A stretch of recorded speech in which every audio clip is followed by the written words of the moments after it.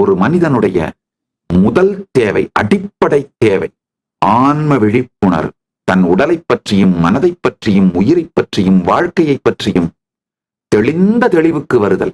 அது owners manual மாதிரிங்க. Owners மேனுவலை படிக்காம கார்ல ஏறி உட்காந்து ஓட்ட ஆரம்பிச்சீங்கன்னா என்ன ஆகும்? பிரேக்குக்கு பதிலாக ஆக்சிலேட்டர் பெடலை பிரஸ் பண்ணீங்கன்னா என்ன ஆகும்?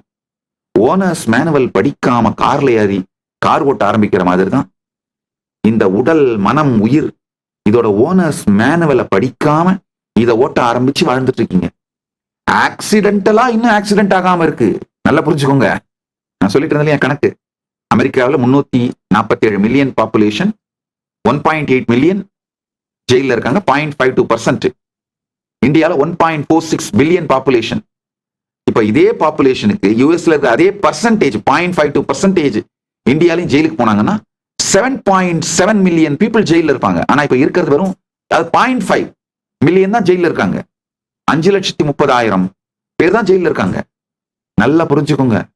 சமூகத்தோட நம்ம Hindu civilisation social spiritual capital, இந்த கல்ச்சுரல் கேபிட்டல், இதையெல்லாம் வெகு வேகமா சீரழிச்சிட்டு இருக்கோம். இப்ப அந்த கேபிட்டல்ல தான் வாழ்ந்துட்டு இருக்கிறோம். இப்போதைக்கு நமக்கு எல்லா நல்லதும் இந்த சனாதன இந்து சிவிலைசேஷன் கொடுத்த நல்லது.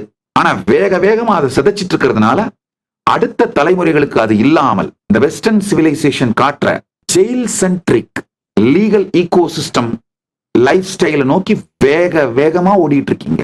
விழித்துக் கொள்ளுங்கள்.